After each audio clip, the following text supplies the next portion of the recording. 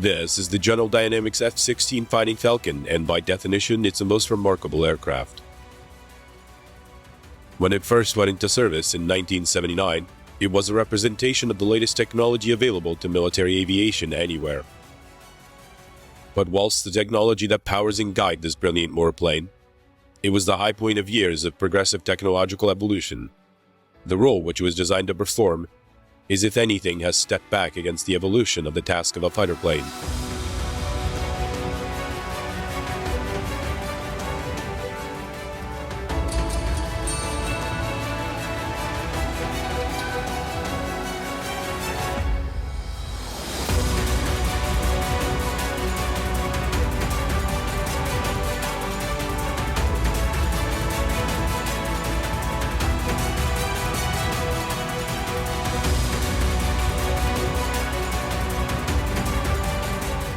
In fact, the pilot that flies this F-16 has less in common with most of his modern-day counterparts than he does with this man.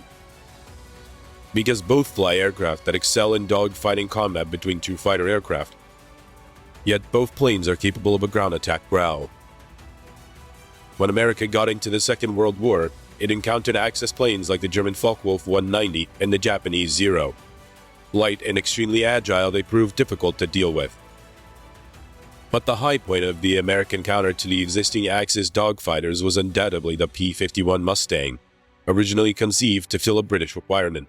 The P-51 evolved into a long-range, heavily armed, high-performance fighter that could meet the challenge of both the European and Pacific theaters.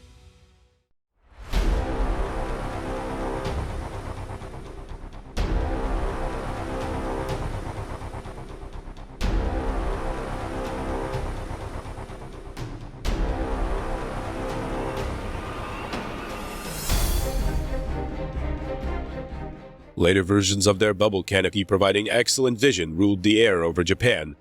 Imolt's never quite as agile as the far lighter Zero. The Mustang's combination of speed, firepower, and sufficient agility in the hands of the American stick and rudder man was conclusive.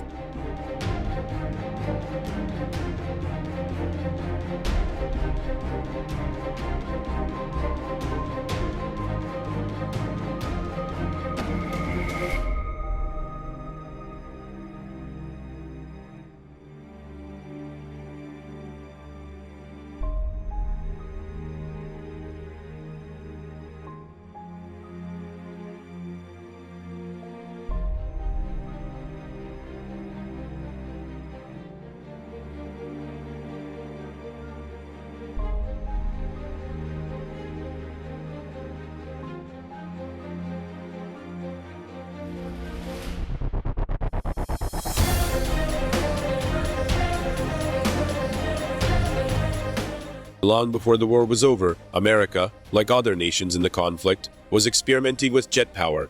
However, the output of early engines was low, and at least 2 power plants were required, if any reasonable performance was to be achieved. It was only after the war that the jet was developed to a stage where one engine would provide the thrust to power a fighter at high speed. But as jet engine development had radically progressed, little had evolved the shape of the aircraft they were to power. Like this Republic F-84 Thunderjet, a very useful aircraft, but were the same straight wings and tailplane that might have been used in World War II.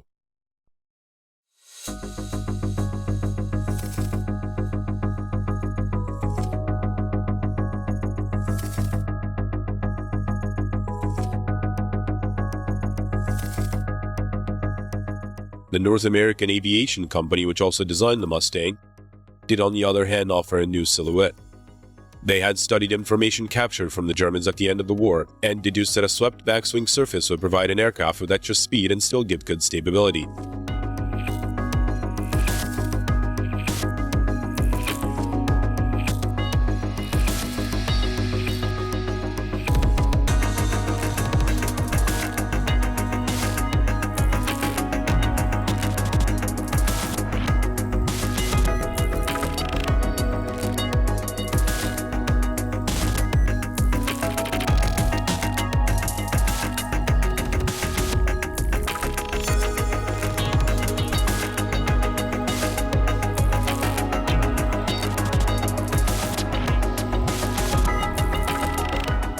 Problems were incurred at low speed.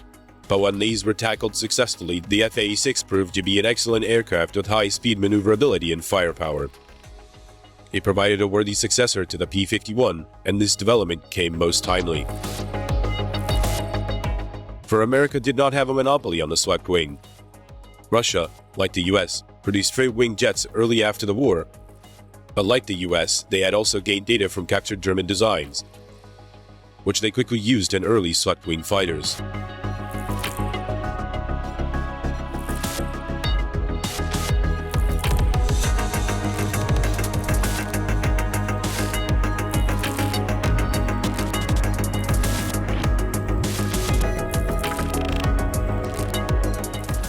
The most infamous of these was the MiG-15, which shocked the West out of its complacency when it first appeared over Korea in 1950.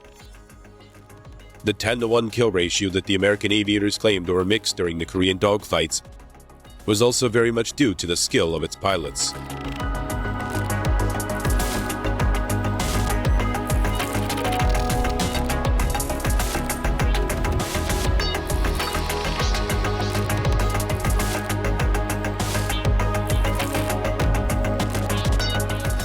This combination of man and machine had saved the day. But time for the dogfighter was about to run out.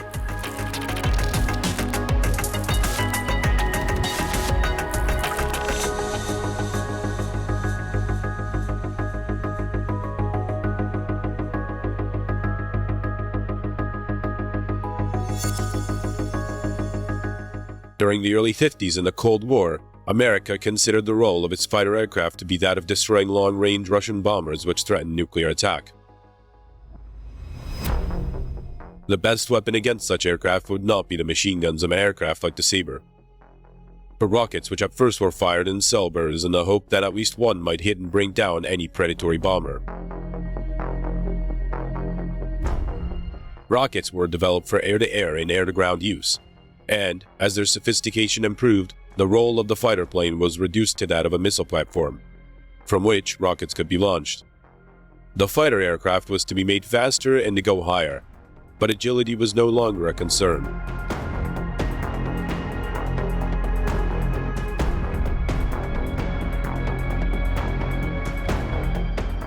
It was by the middle of the 60s that the US was committing air power to the Southeast Asian conflict. Whilst its fighter bombers were effective in the ground attack role, they were not dogfighters.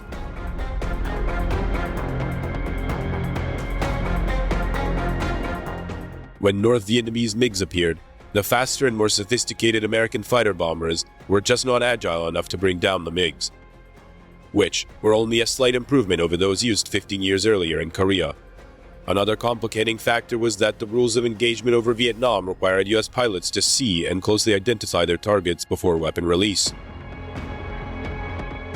This meant that the tactics of long-range missile attacks against Russian bombers previously developed were useless.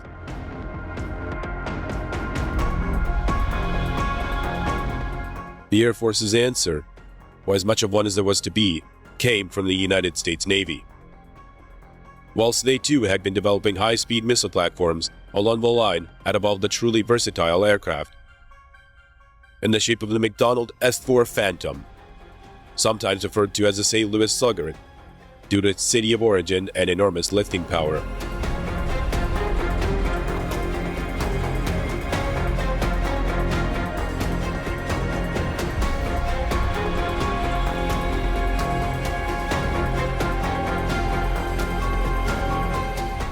This aircraft was never truly a dogfighter, but its very high speed, together with a degree of maneuverability, was in some ways an answer to the MiG problem.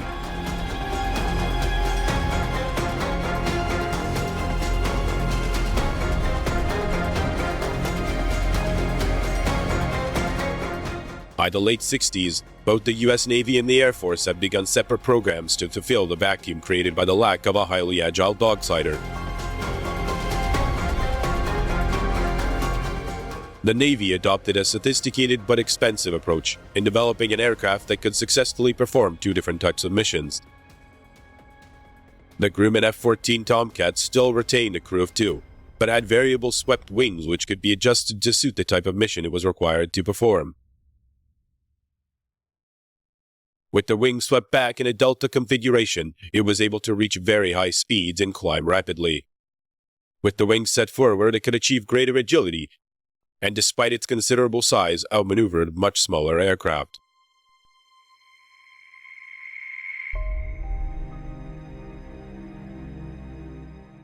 Yet despite its other performance capabilities, it could still fulfill its most fundamental role, that of a fleet defense fighter. An aircraft that could launch long-range, highly accurate guided missiles towards an aerial threat against the fleet it was charged with protecting.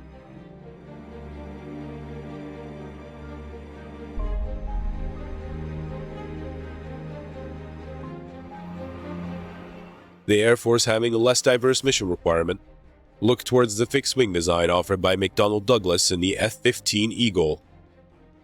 The single-seat high-performance fighter is without a doubt the best dedicated dogfighter in service anywhere. However, its high cost prohibits its use in the sort of numbers that Eastern Bloc countries were known to be employing. Clearly a need existed for the economical high-performance fighter that could be built in sufficient numbers to compete with the Soviet threat. And on the 6th of January 1972, the U.S. Defense Department sought submissions from the aviation industry to fill such a role. After submissions from 9 companies, the list was reduced to designs from Northrop and General Dynamics. The design presented by Northrop, working in collaboration with McDonnell Douglas, was for a twin-engine lightweight fighter employing 2 separate tail fins, giving an appearance not unlike the F-15 but somewhat smaller in size. The design was given the Air Force prefix YF-17, and an order for 2 prototypes was placed. The General Dynamics concept employed a single-engine design of the same type used in the twin-engine F-15 Eagle, thus offering the Air Force commonality of spare parts. But as many late Western designs had chosen to offer 2 power plants as a safeguard against the engine failure. General Dynamics were waging an awful lot on the excellent reputation on the Pratt & Whitney with the F-100 engine. Nevertheless, an order for 2 prototypes, now designated YF-16, was placed. Completed in January of '74, the first YF-16 was transported to Edwards Air Force Base, where, on the 2nd of February, it commenced its first official flight, in a series of extensive tests in preparation for comparison with its competitor to the YF-17. The Northrop plane was completed in June 1974, and, after testing, was flown alongside General Dynamics aircraft in a fly-off, which formed part of the decision-making process to resolve which concept would win and what was now known as the Air Combat Fighter competition. During the event, the F-16 prototypes impressed the Department of Defense the most. On the 9th of April 1975, a pre-production order of the 15 aircraft was placed, with a prospect of 650 aircraft to be purchased over 5 years. But it can never be said that the Northrop design was anything other than excellent. After it was declined, McDonnell Douglas and the co-designers continued its development till it evolved into the F-18 Hornet. An ideal opportunity to display the F-16's ability to European clients came with the Paris Air Show in May of 1975. At the hands of General Dynamics chief test pilot Neil Anderson, the red and white and blue lightweight fighter thrilled the crowd and impressed the experts, many of whom had been studying the design for some time looking for a replacement European fighter.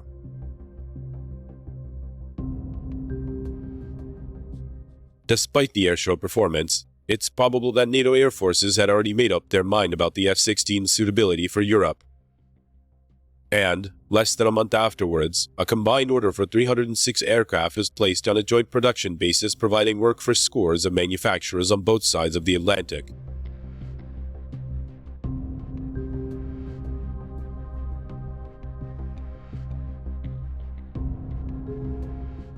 General Dynamics' Fort Worth plug went into top gear, and, in December 1976, the first F-16A model, a single-seat version, was rolled out. For General Dynamics, it was the justification of all its technology research and investment.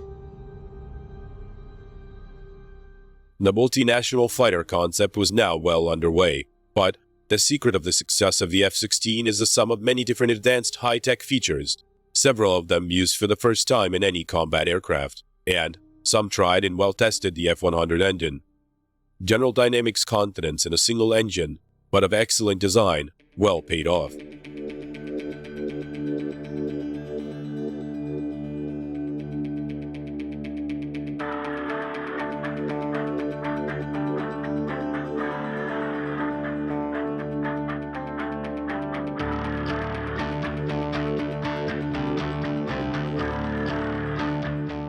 New and untried previously was a provision made to reduce the stress forces on pilots as their F-16s maneuver. The pilot seat was laid back at an angle of 30 degrees, in a similar position to this demonstrated. The effect is not only to reduce stress and fatigue, but has often been said that it leaves pilots with the feeling that they are actually a part of their aircraft. The cockpit layout was designed so that every piece of information is readily available.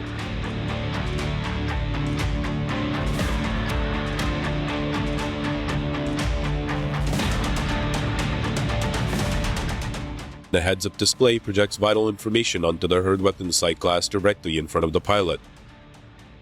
So in action, his eyes never have to look down into the cockpit. And all of the hand controls are placed for almost fingertip control.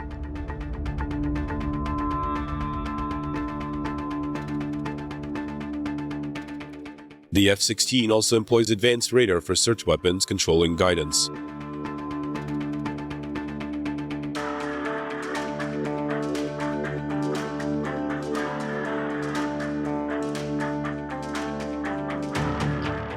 One of its most subtle yet beneficial features is the one-piece canopy. General Dynamics recognized, as with the Mustang and Sabre, the maximum visibility could provide that small edge that today's dogfighters might still need over their opponents. The four-body straight and the blending of the wing to the main fuselage, another major advance, provides added lift and greater lateral control. The phenomenal maneuverability and agility that allows the F-16 pilot to outperform all other aircraft is the result of the blending of two new sciences: fly-by-wire electrical operation of the aircraft's control surface actuators and a relaxed stability center of gravity arrangement. When both of these innovations work in concert with the F-16's electronics and automatic flight control, the result leaves the aircraft in a class of its own.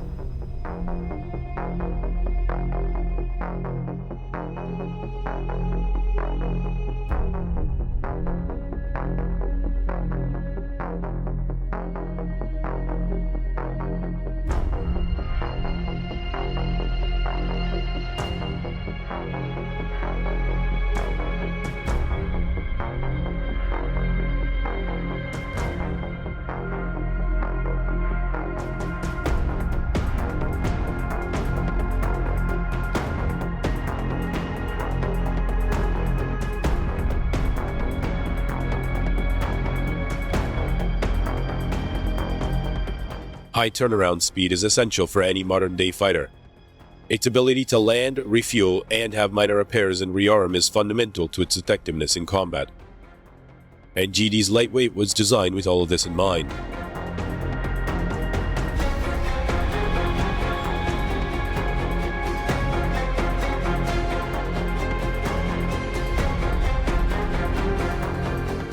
And being mindful of the dogfighting issue, it was equipped with an M61 cannon, as well as missilery and almost a staggering array of potential weapon modules.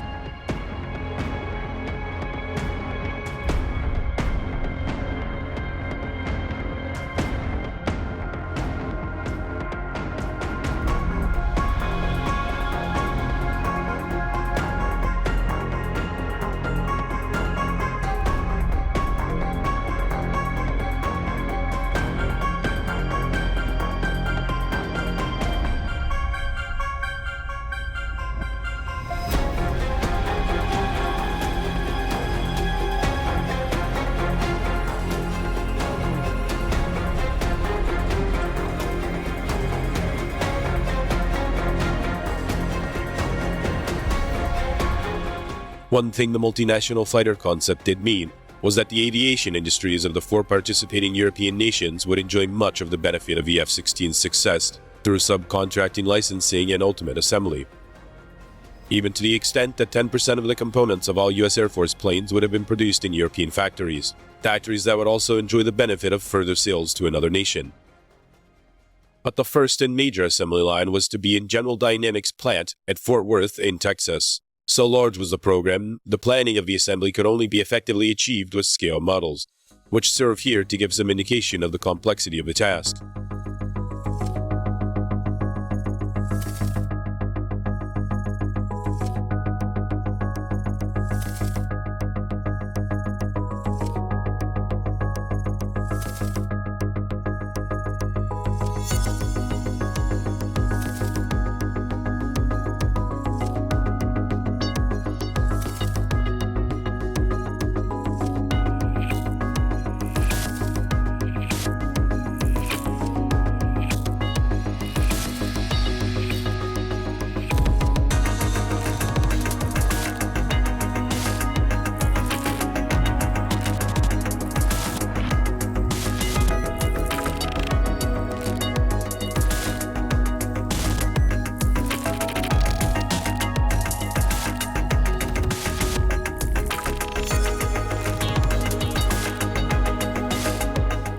As production and assembly got underway at Fort Worth, the manufacturing of components allocated for European construction also got underway.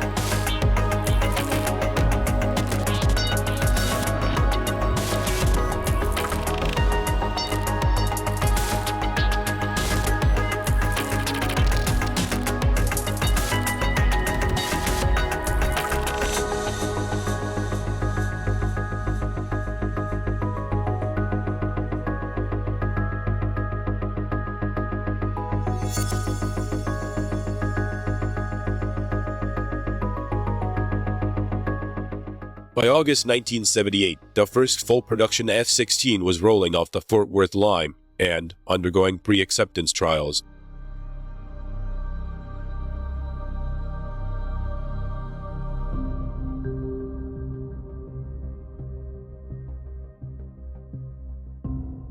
By January 1979, the United States Air Force took delivery of its first F-16, by now called the Fighting Falcon. Within weeks, other NATO air forces were receiving their own plane.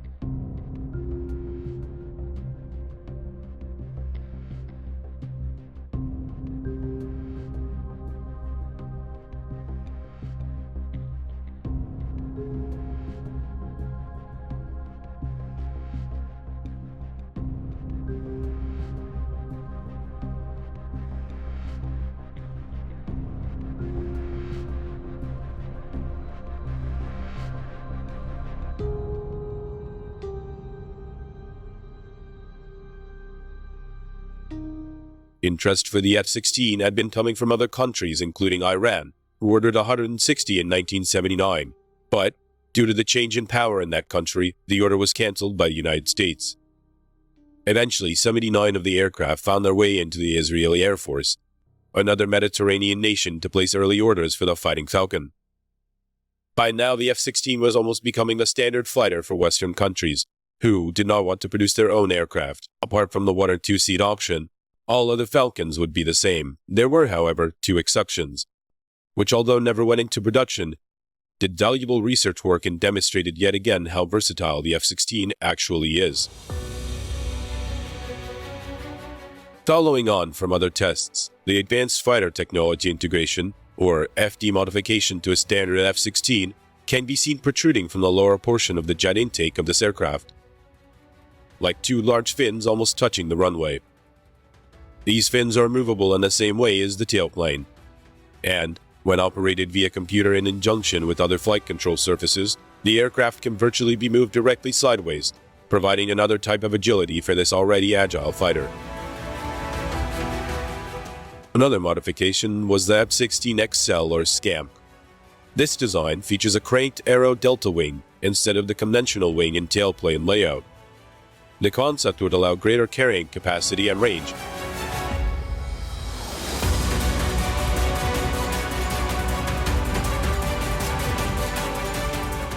Hill Air Force Base, Utah, home of the 388 Tactical Fighter Wing. The first to use fighting Falcons at exercise time, it's a very busy place. As combat aircrew gained familiarity with the new aircraft, they fast became aware that this superb fighter reflected the same level of excellence in its ground attack.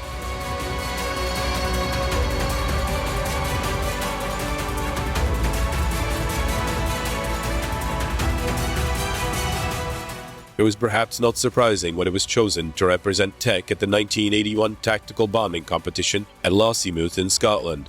The competition was to focus on the ground attack capabilities of the two types of aircraft provided from the British and two from the US. The British state-of-the-art ground attack aircraft at the time was the BAC Jaguar, seen here receiving moral support from the British service personnel.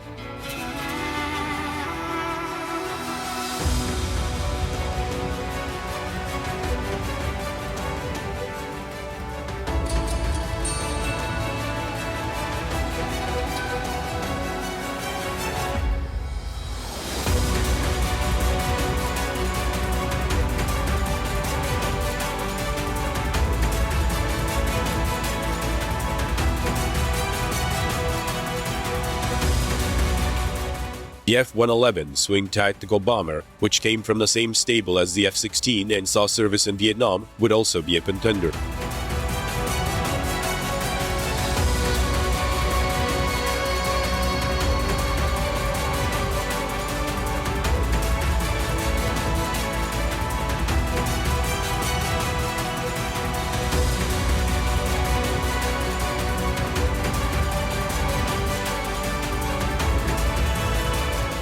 As with the British twin-engine Buccaneer, a veteran of many years of useful service as a naval attack bomber, but now employed by the Royal Air Force, all three planes have proven performance records.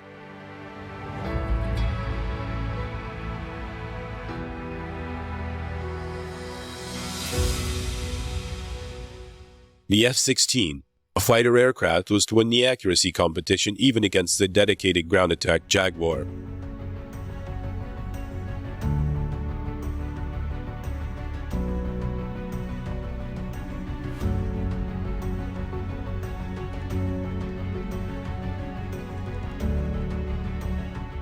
But the competition is not just all about bombing accuracy. It involves all aspects of combat readiness and effectiveness, navigation, aircraft turnaround, pilot skills, and tactics. In all aspects, the F-16 took years to adequate itself with breathtaking effectiveness.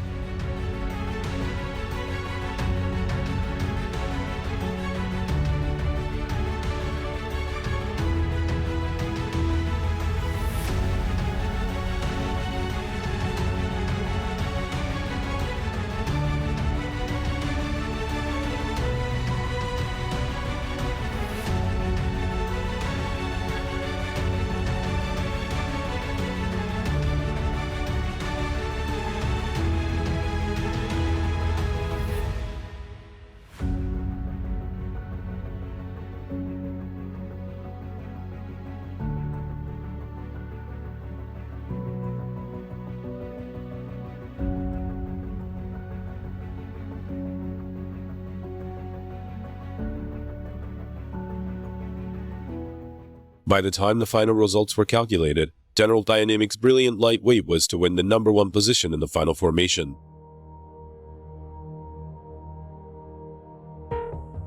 The success of the F-16 at Gossamer should not have come as a complete surprise, because not 10 days earlier its bombing potential was being demonstrated to the world, when, with devastating accuracy, Israeli Air Force F-16s destroyed the Iraqi nuclear power plant of Osirak near Baghdad.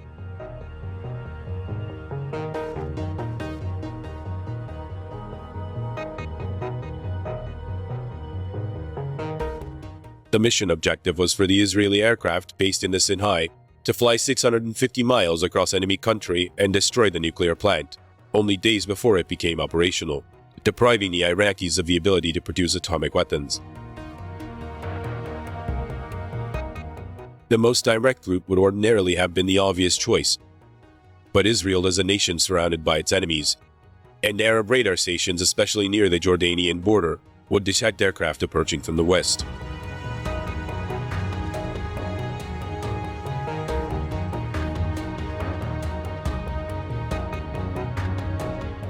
Taking the long curved route further to the south may have been possible, but for the fact that American A-work aircraft based in Saudi Arabia might possibly have detected unexpected aerial activity, even over such long distances.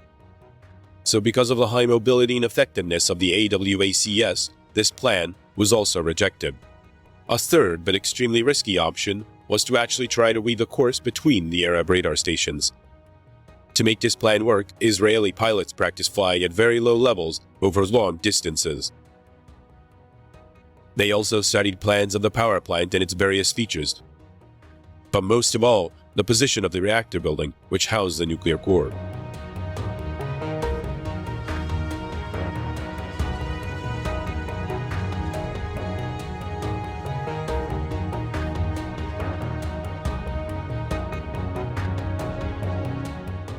Ever since the raid took place, a question has remained about the type of weapon that the IAF used.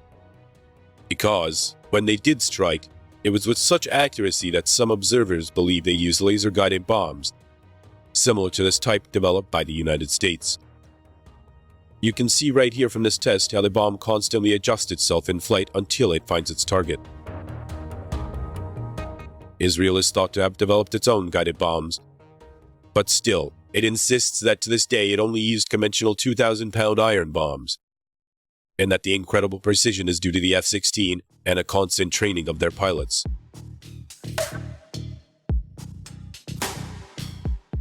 Late in the afternoon of the raid, 6 Israeli F-15 Eagles, acting as a fighter escort for the 8 F-16s chosen for the raid, took to the air over Sinai. Flying low, they skirted the southern tip of Jordan, keeping total radio silence, and relying entirely upon their training and sheer courage as they flew at hilltop altitude. It has been suggested that at one point the mission was actually challenged by Arab ground control, and that by speaking in Arabic, an Israeli pilot convinced the radar operator that was actually a Jordanian training flight. Another report suggests that at one stage some of the Israelis climbed and grouped up their planes so tightly that on ground radar they looked like one civil airliner. It has also been thought that at least one of the F-16s was a two-seat B model, which carried a cameraman to record the attack.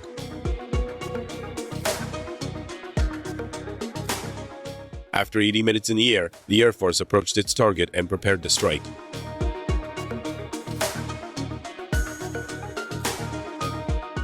The F-15s peeled off to give fighter cover should it be needed, and the F-16s climbed before diving to the attack.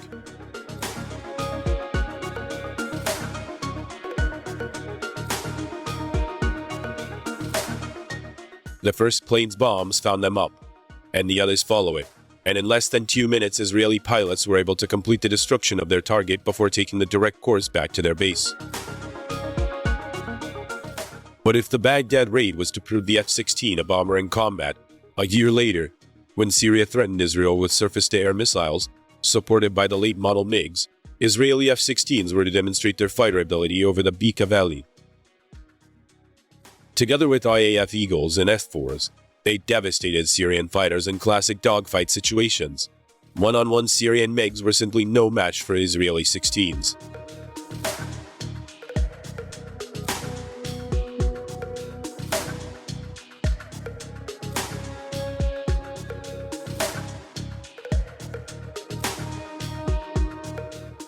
Either in the IAF in the Middle East, or with the US Air Force, flying from bases at home, or abroad, or in the hands of other NATO pilots, the Fighting Falcon has proved itself in vigorous exercise and in actual combat.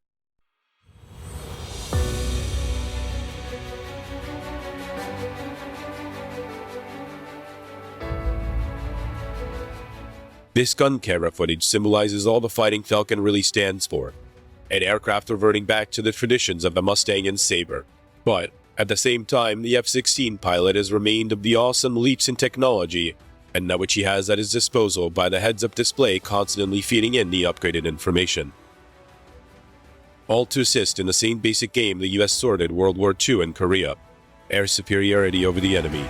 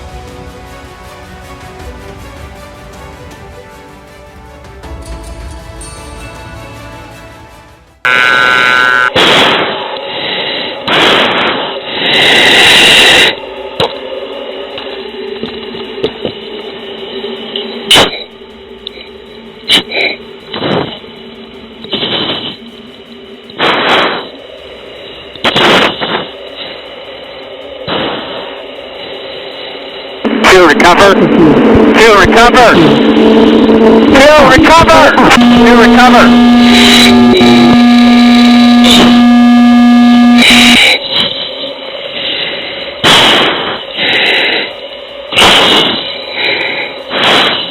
Sully, knock it off. Sully 1, knock it off. Sully 2, knock it off. You get yourself back above the floor.